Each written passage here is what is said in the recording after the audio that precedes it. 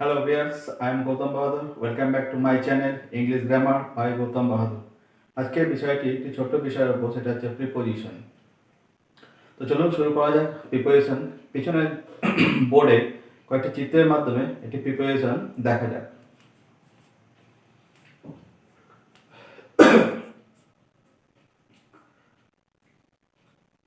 এখানে একটি Majestic figure আছে, একটি ছেলে বা একটি লোক, এটা একটি নদী, একটি গাছ, আর এটি একটি বাড়ি। আমার ডেসক্রিপশন পয়েন্ট অফ ভিউ মানে হচ্ছে সাবজেক্ট হচ্ছে প্রিপোজিশন বলতে গেলে বলেছিলাম যে সবসময় একের অধিক দরকার, একটি হলে প্রিপোজিশনের প্রয়োজন হয় না।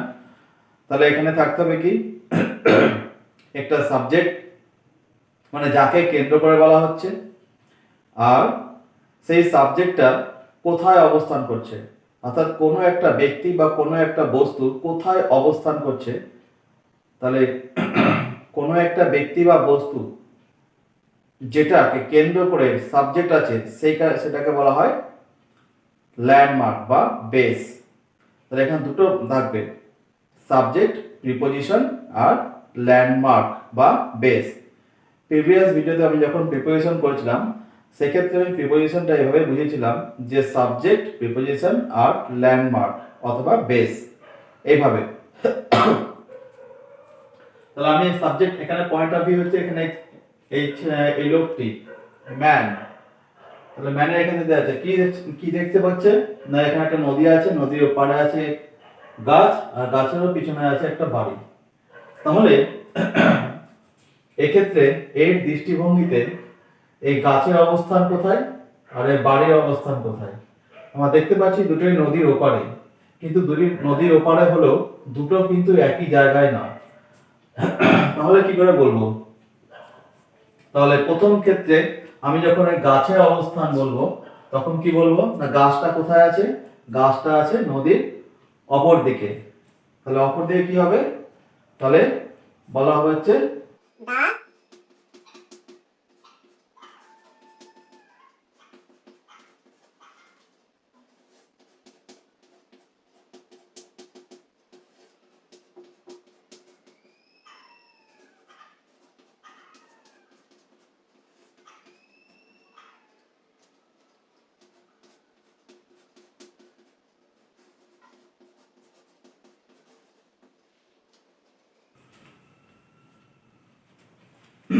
তাহলে কি হলো?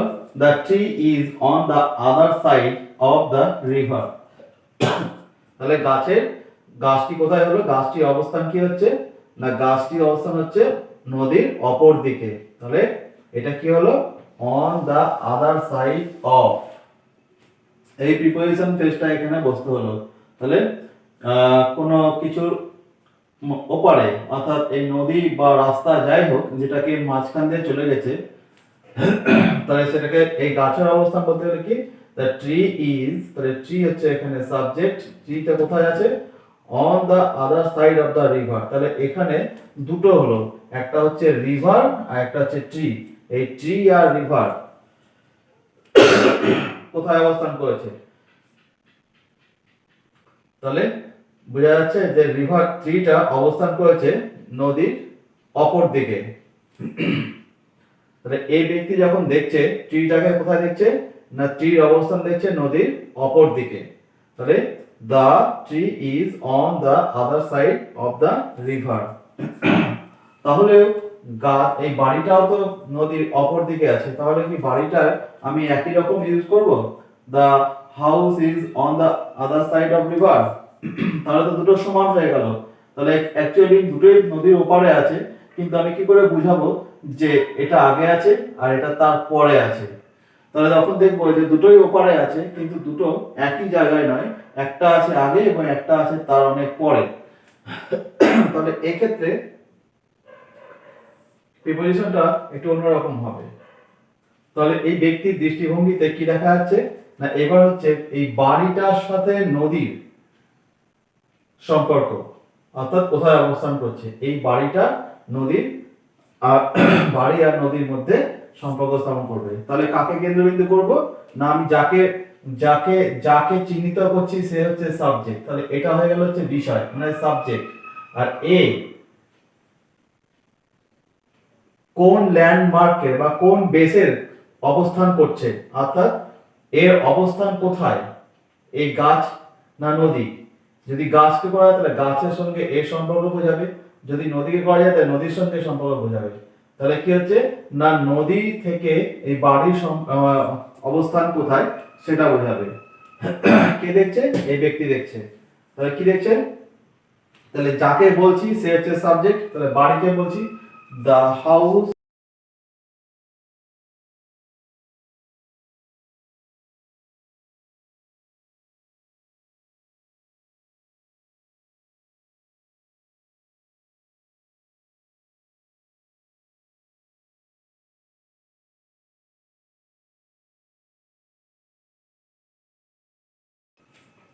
তাহলে এখানে কি না যেটাকে বলছি সেটা হচ্ছে হাউস, হাউস হচ্ছে এখানে সাবজেক্ট।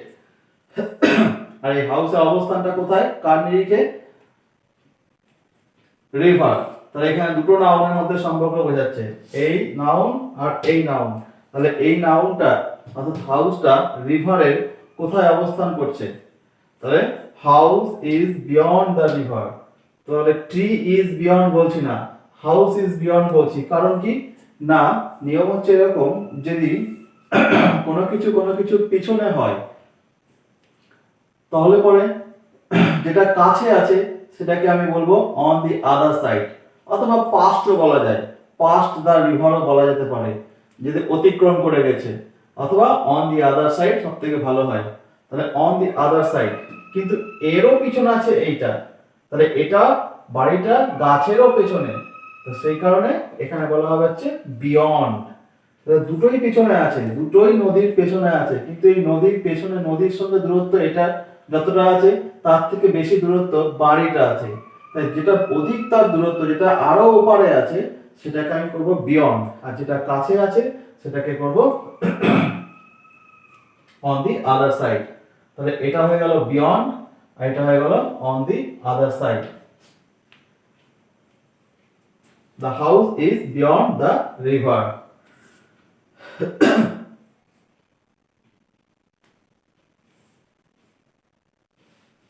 দূরের জিনিস সেটা হচ্ছে বিয়ন্ড, আর কাছেরটা সেটা হচ্ছে অন দি আদার সাইড। এবার এই একটা ছোট্ট চিত্র আছে, এই চিত্রের মাধ্যমে দেখাচ্ছি এটা, যে এখানে একজন দাঁড়িয়ে আছে, মাঝে একটা বড় পাঁচিল আছে, আর পাঁচিলের ওপারে একটা বাড়ি আছে।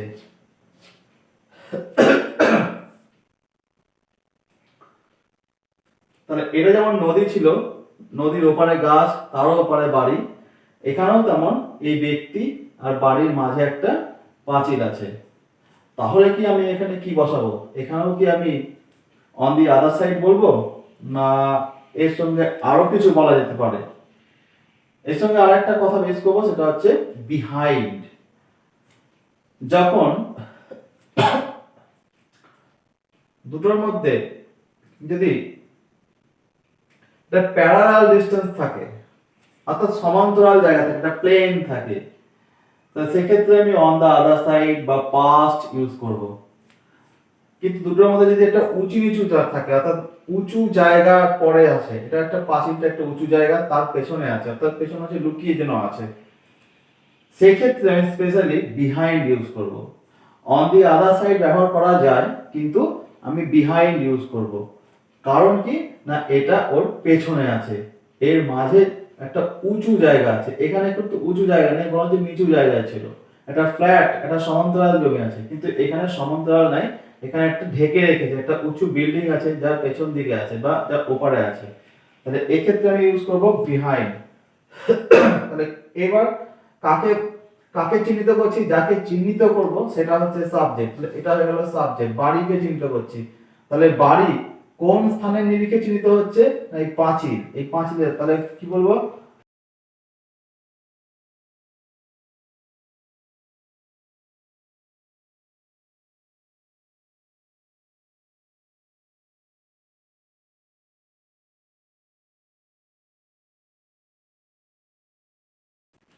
the house is behind the wall। তাহলে এটাও কিন্তু একই রকম ভাবে মাঝে নদী তারপরে গাছ, এটাও মাঝে পাঁচিল তারপরে বাড়ি। কিন্তু এক্ষেত্রে আমি অন দি আদার সাইডের থেকে বিহাইন্ড কে ইউজ করছি। একমাত্র কারণ হচ্ছে যে এখানে মাঝে একটা উঁচু জায়গা আছে, একটা উঁচু দেওয়াল বা উঁচু বাড়ি বা উঁচু ভূমি এরকম কিছু থাকতে হবে। তাহলে এরকম যদি উঁচু অর্থাৎ সমান্তরাল নয়, এরকম উঁচু যদি থাকে তাহলে সেক্ষেত্রে আমি বিহাইন্ড ইউজ করব। আর অন দা আদার সাইড তো এখানে হবে, অন দা আদার সাইডও হবে আবার বিহাইন্ড হবে। বিহাইন্ডটা স্পেশাল কেস হচ্ছে এরকম ক্ষেত্রে যখন উঁচু অর্থাৎ কোনো উঁচু কোনো জমি বা উঁচু কোনো বস্তুর পেছনে যখন বোঝাবে তখন বিহাইন্ড ইউজ করব। আর এই ক্ষেত্রে আমরা জেনারেলি বিহাইন্ড ইউজ করব না, যেখানে সমান্তরাল বোঝাচ্ছে তখন অন দি আদার সাইড বা পাস্ট।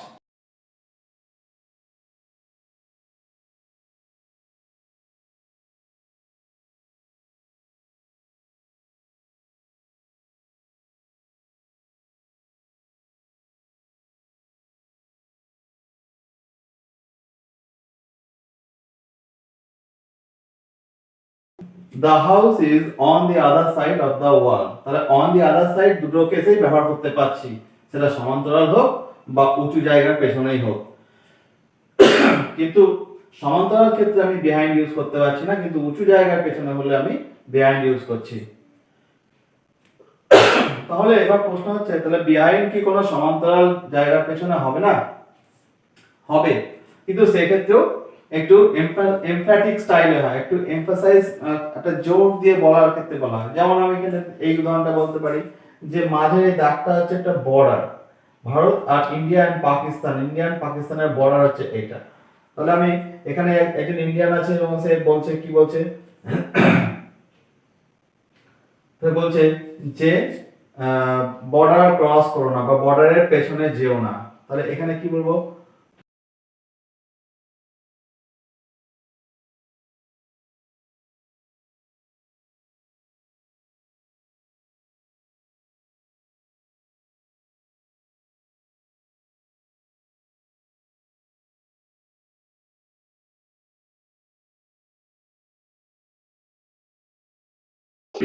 এক্ষেত্রে কি হচ্ছে না, বিশেষভাবে এমফাসাইজ করার জন্য এখানে কিন্তু কোনো উঁচু জায়গা নাই, জাস্ট একটা তার কাটা বেড়া থাকতে পারে এখানে, কিন্তু এরিয়াটা প্যারালাল বা সমান্তরাল জায়গা।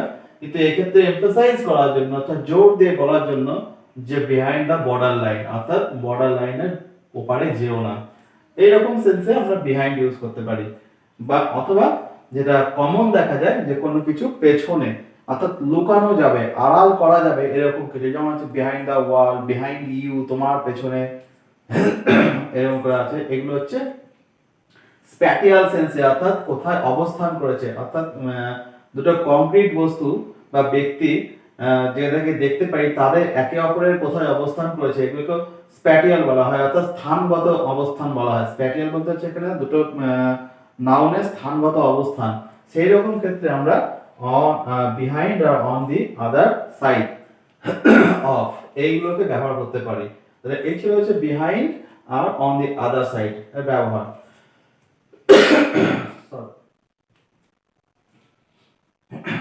এখানে একটা চিত্র আছে, এখানে একটু ব্যাপারটা অন্যরকম।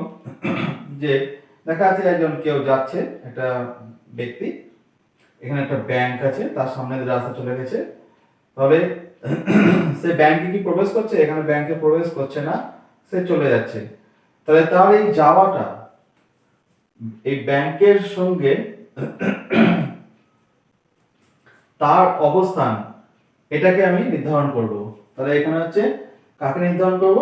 এই ব্যক্তিকে এই ব্যক্তির নিরিখে স্থান নির্ধারণ করব, যে এই ব্যক্তির কোথায় এই স্থানের কোথায় কোথায় অবস্থান করছে। তাহলে কি হবে? এই যখন হাঁটতে হাঁটতে এখানে আসবে, কোথায় আসবে? এখানে আসবে, সামনে যে রাস্তা আছে এখানে আসবে। তো তখন আমি কি বলবো? যদি ধরে নিলাম এর নাম হচ্ছে গজা।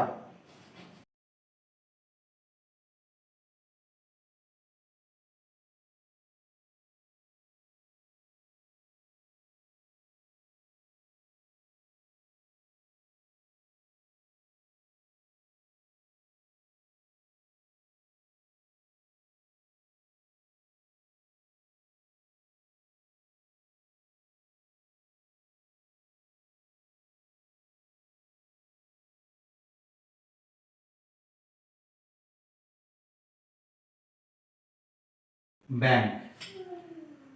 গজা ওয়াকস বাই দ্য ব্যাংক।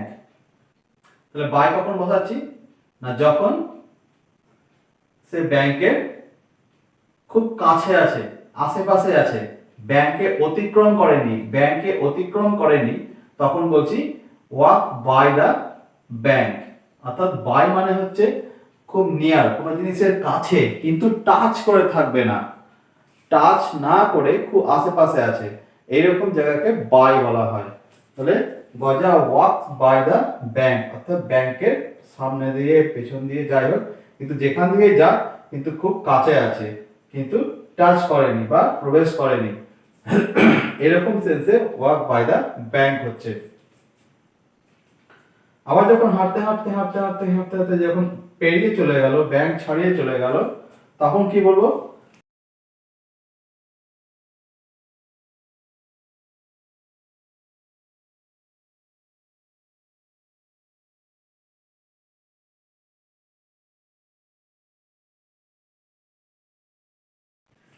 এক্ষেত্রে আমি ব্যবহার করছি যখন সে অতিক্রম করে চলে গেল, অর্থাৎ সে আর আশেপাশে নেই, সে ছেড়ে চলে গেছে, অর্থাৎ পার করে চলে গেছে,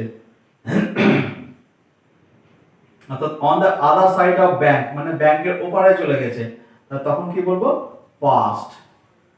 তাহলে দেখা যাচ্ছে যে গজা ব্যাংকের কোথায় অবস্থান করছে তার উপর ডিফারেন্ট প্রিপোজিশন হচ্ছে।